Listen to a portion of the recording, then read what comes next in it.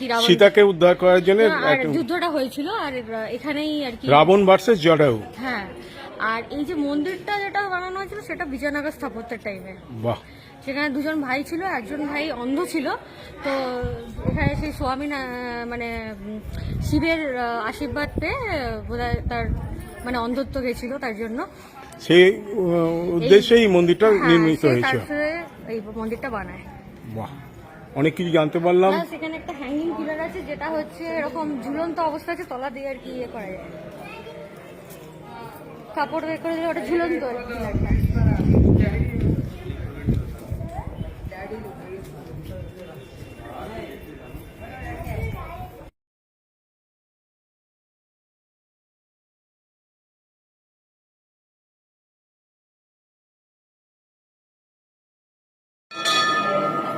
এই সেই বিখ্যাত মন্দির,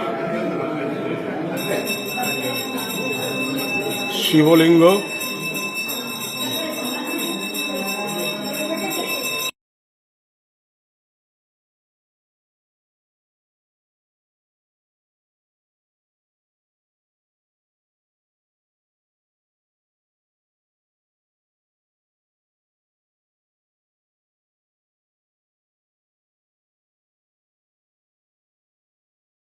বিখ্যাত লেকপক্ষী মন্দির, যেখানে জটায়ু সীতা উদ্ধারে ঝাঁপিয়ে পড়েছিলেন রাবণের বিরুদ্ধে। সেই মন্দিরে আমরা ঘুরে বেড়াচ্ছি। অপূর্ব ভাস্কর্য, একটা হ্যাঙ্গিং স্তম্ভ দেখলাম, আশ্চর্য।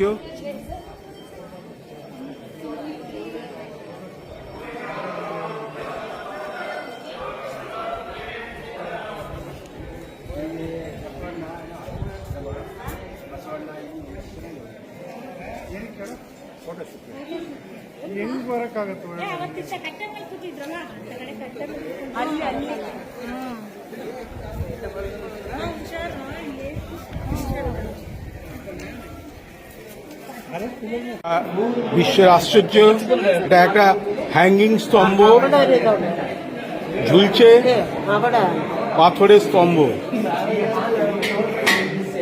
ঝুলন্ত। বিশ্বের অন্যতম আশ্চর্য একটা ভাস্কর্য।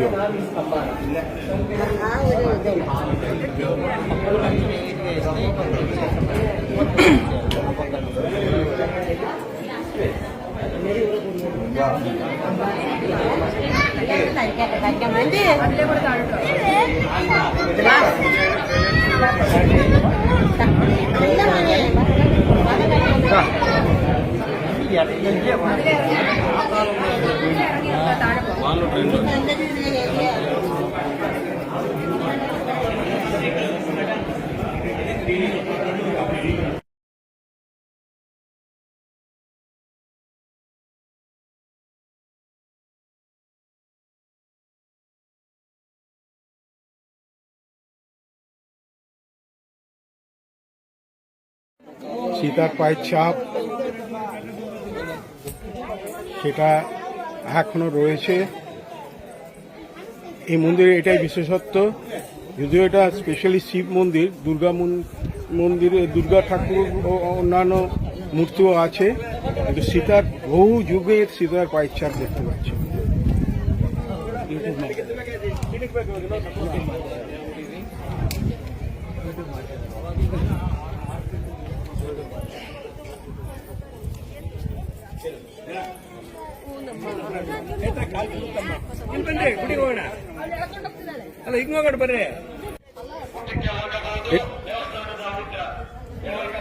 এটা কি করছে?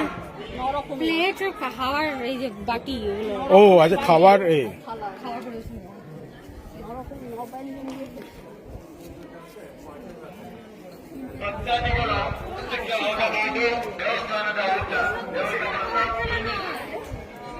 মন্দিরটা তো সীতার পায়ের ছাপ এমনি পরে